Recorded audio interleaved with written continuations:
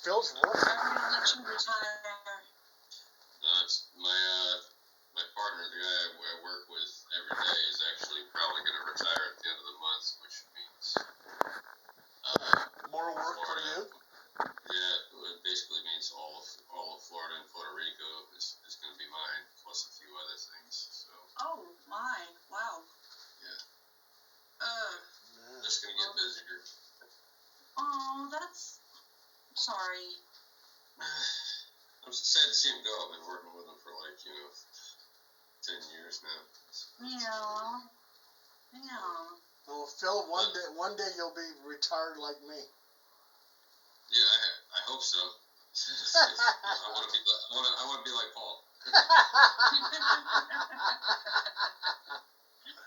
Oh, everybody wants to be like Paul, Phil. Oh my God.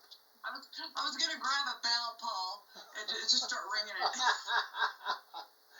Yeah, Stacy said she was going to be there with bells on. I said, make sure you take the bells off and doesn't disturb the show.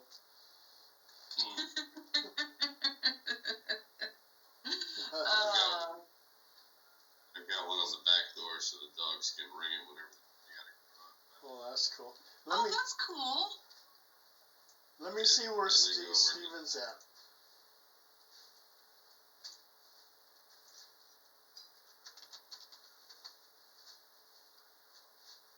Okay.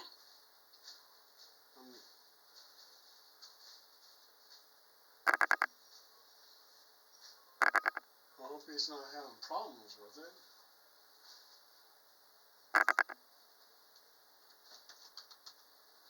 I'll send it to him again. Hopefully he's going to show up. Yeah. We got 4 minutes. Right.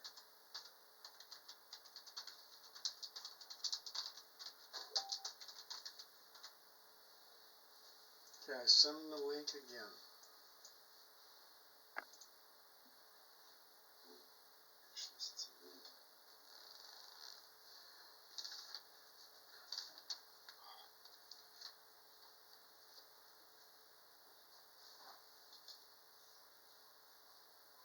I should have went into construction. Yeah. I'd be in better shape and I wouldn't start having a hunch. Oh, goodness. Computers.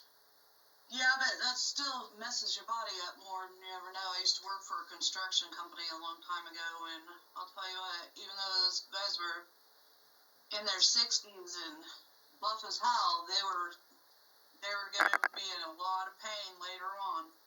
A lot of problems.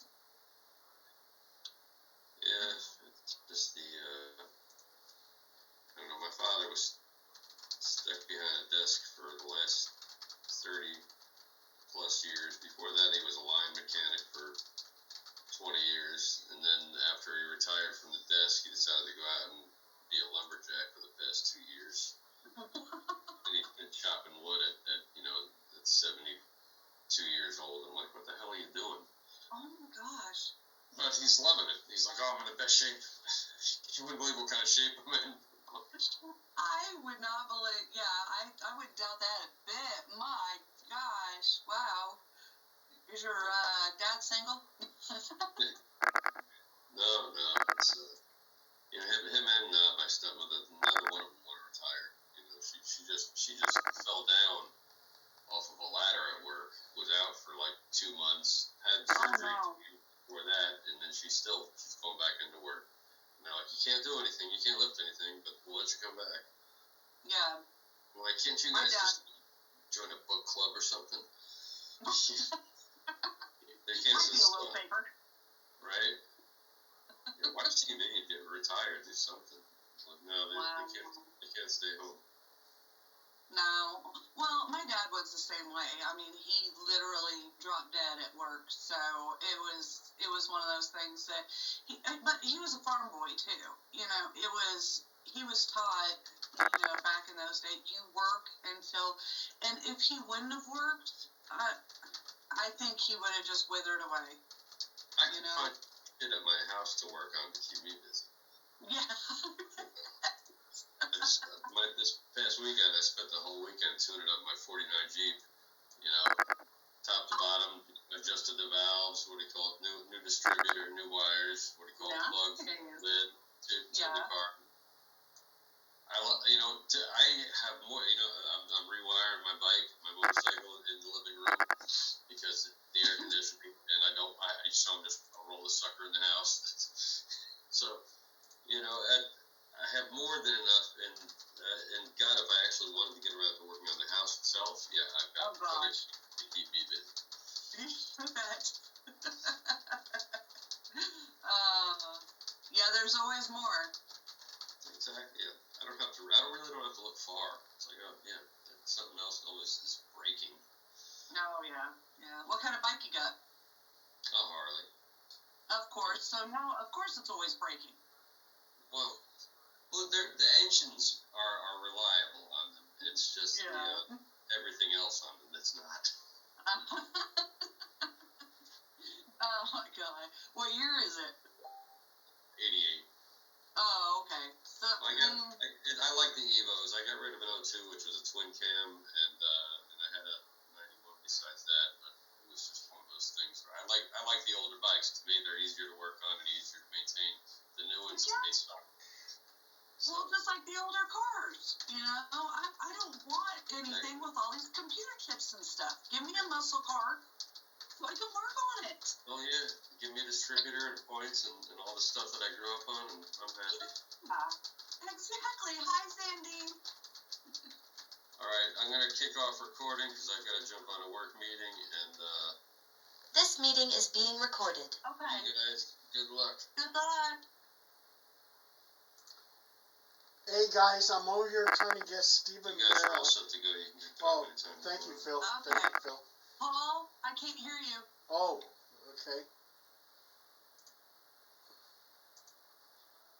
Okay, can you hear me now?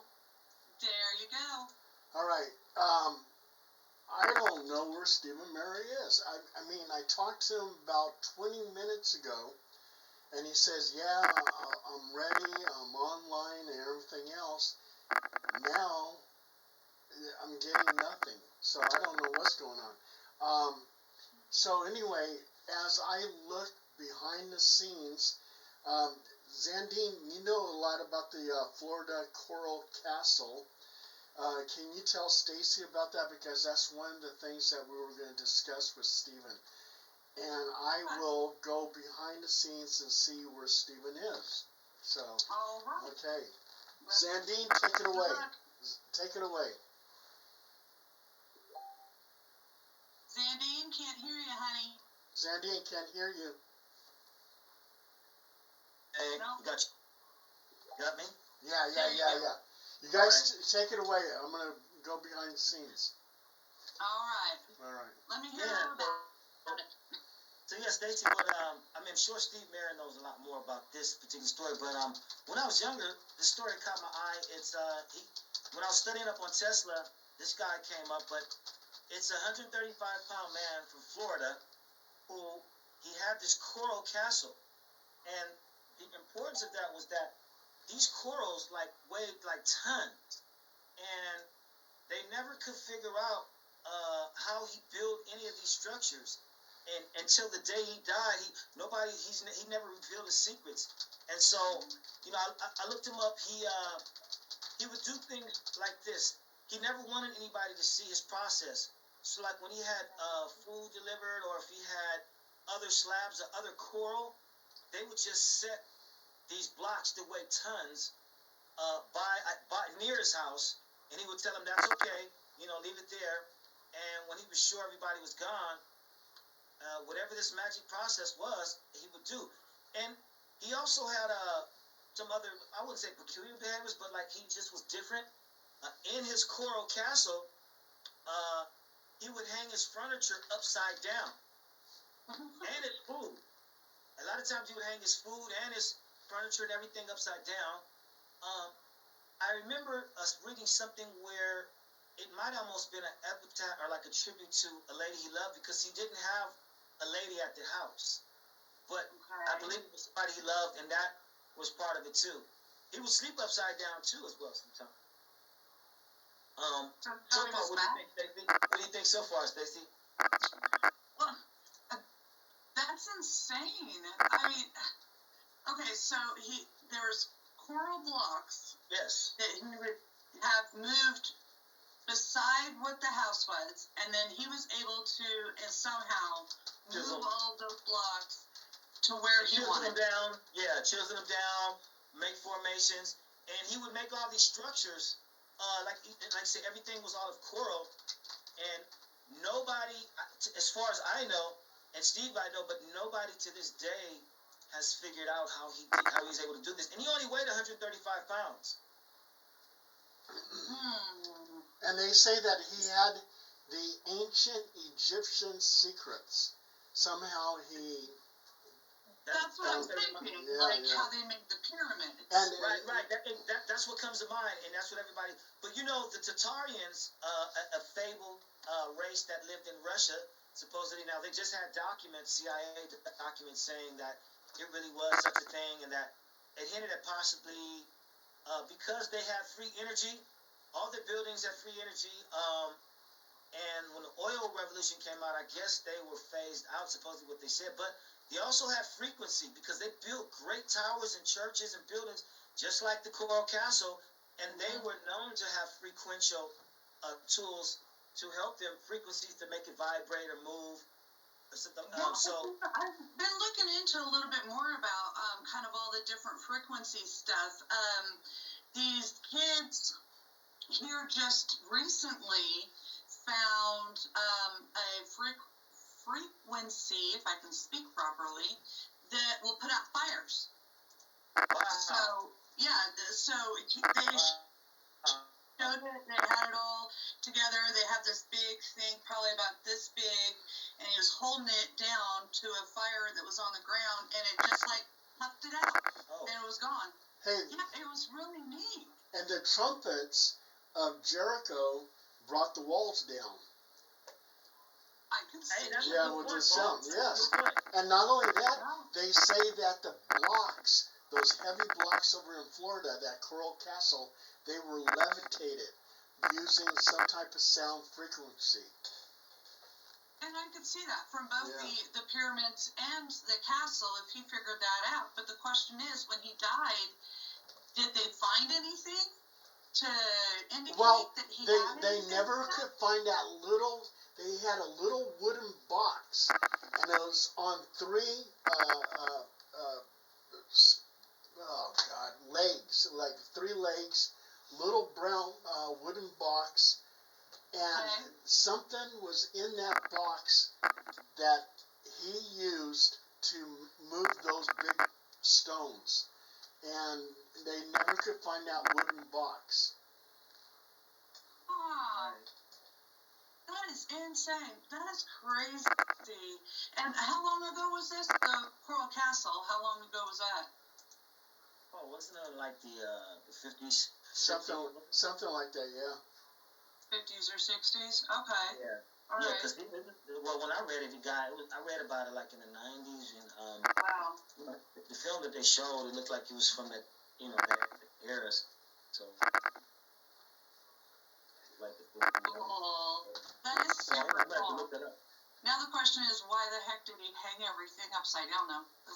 That was something. And they said that he something about the gravity preserving the food better as well, being upside down. I mean, it mentioned something about that. But the furniture, and it was extended from chains. So a lot of it was extended from chains. So I didn't understand that. And like when he would have, like I said, when he would have stuff delivered, he took really good control, care to not let anybody see it. Wow. Right, Paul? Paul? Yeah. Yes. So. Is he rooting back yet? No, I don't get it. We've had Stephen on the show before. Stephen Mera, he's the publisher of Phenomena magazine. And I remember seeing him. Yeah, and he's been on the Unexplained. He's been on Ancient Aliens. He wanted to be on the show. He wanted to talk about that Coral Castle, and and he wanted to talk about the Black Knight satellite. And when he was on Ancient Aliens, he was talking about the Black Knight satellite. I've always been fascinated with that story. What's that? The Black Knight satellite, a lot of people believe is an extraterrestrial satellite. When they took a picture of it from space, it actually looks like the, Batman's Batmobile, but it looks like it's floating in space. That's why they call it the Black Knight satellite. And they believe the Watchers, these extraterrestrials, thousands and thousands and thousands of years ago, placed that up there to observe the world, the Earth. So there's actually recording all the events on Earth through that satellite. And that's not the only satellite. There's other satellites they believe are extraterrestrial that are circling the Earth. So, yeah, and Stephen did a really good explanation of it on Ancient Aliens, and he's not here to talk about it. Oh, that's okay. We can just talk about stuff. Well, still, I mean, in Lincolnshire, like we said, some of those stones are like up to 30 tons. Yeah. Yeah. Jeez. And the most significant mystery, is how, using rudimentary tools without any kind of heavy machinery, but the tool he uses, while he did have pulleys and levers, the scale of the stones and the apparent ease which he moved them over 20 pounds is what puzzles me. Huh. Yeah, that is crazy. Because you wouldn't think that even just vibrations or, whatever frequencies or anything like that would even be strong enough to, Yeah. It's crazy. Well, he offered explanations involving, leverage and weight, and sometimes alluded to ancient knowledge, but he never fully revealed his methods. He worked in isolation, often at night, would stop working if anybody, approached, which added to the mystery of it, so. And the comparison of ancient structures, if you look at the construction of the Coral Castle, they always compare it to the building of the pyramids and Stonehenge, suggesting that he employed similar techniques like Paul said, Right. And, there are all kind of theories, claims of levitation, extraterrestrial assistance, use of magnetism, but there's no concrete evidence there. And, what I said about his love story, Leadership built the castle as a monument to his love, Agnes, Agnes. And adding, that was a romantic element they added to the mystery. And by the way, he died in December of 1951. He was born in 1887, so all of this happened, within that period. Wow. That's crazy. Yeah. I don't know. Well, the mysteries of the world, Oh my gosh, yes.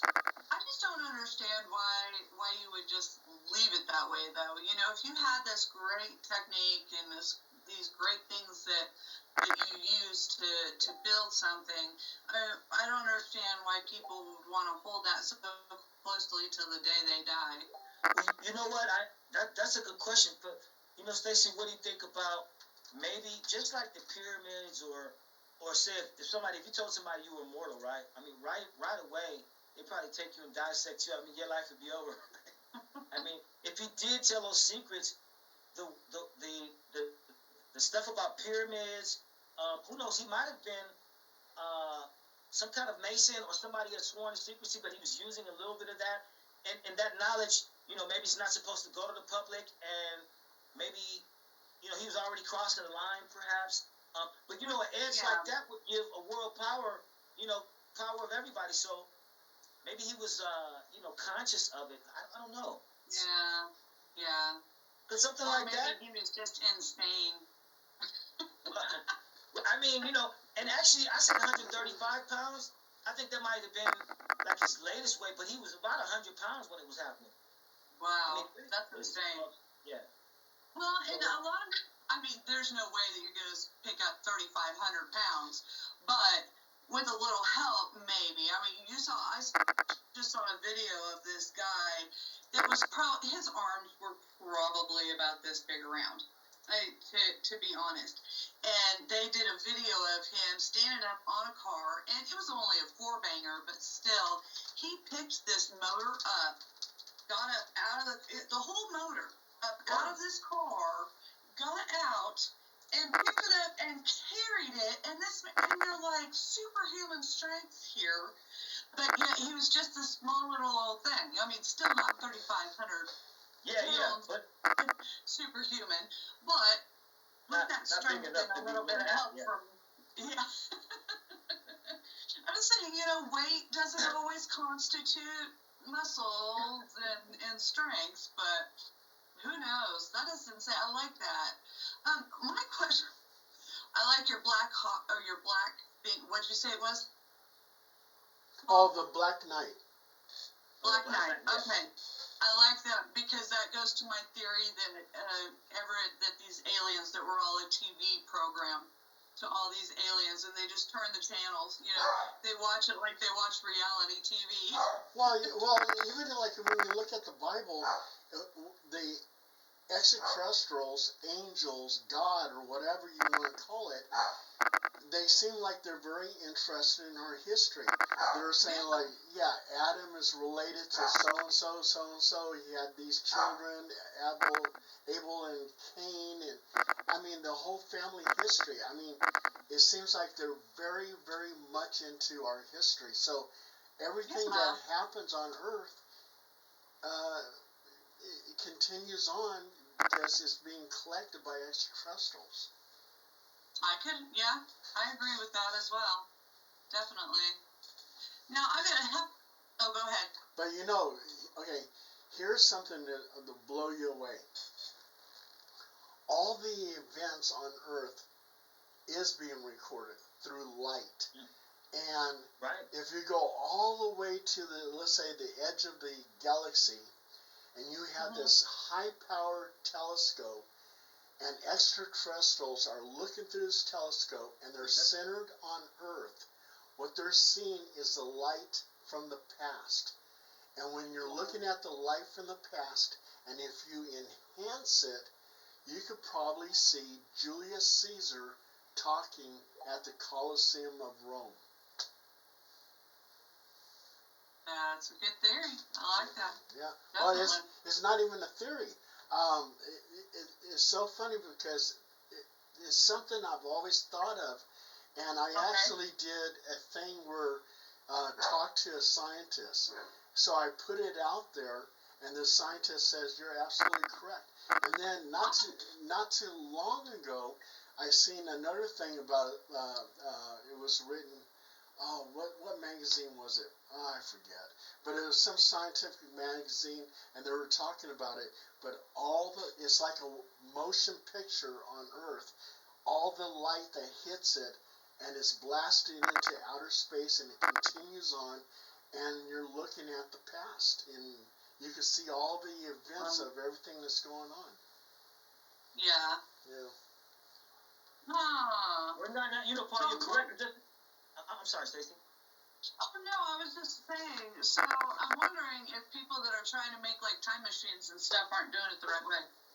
If you to find a way to at least glimpse into the past, like you said, but, to use the light sources in that sense to find a way to get through to the past.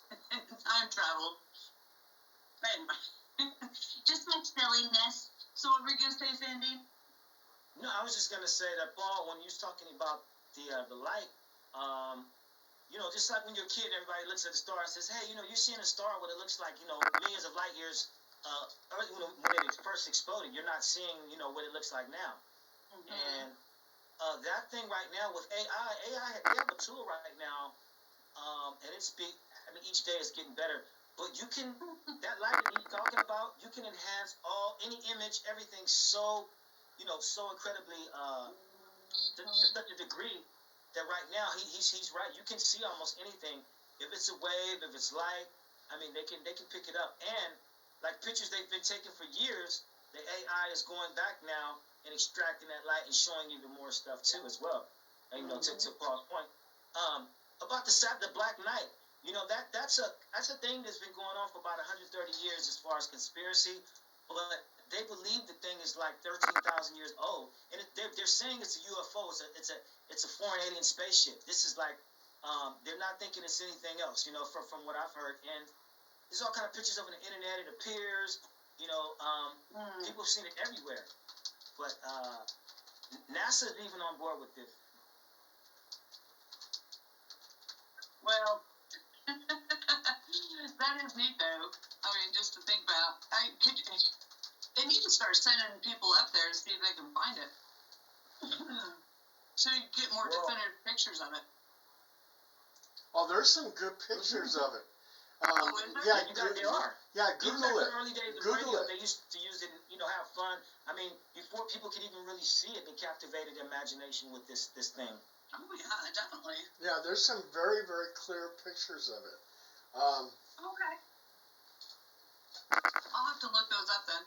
You know, I'm gonna give up on Steven and start concentrating on the show. I mean, I don't. We were just talking about.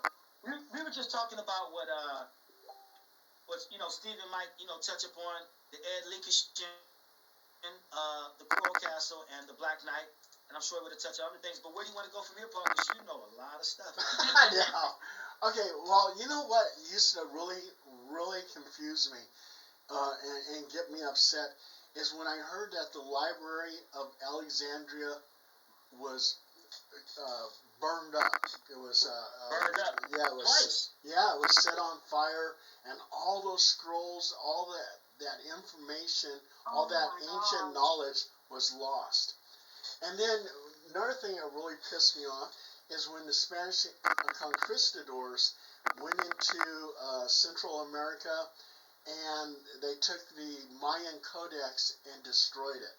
Okay, so I'm thinking, I said, how can that ancient knowledge ever be brought back, retrieved?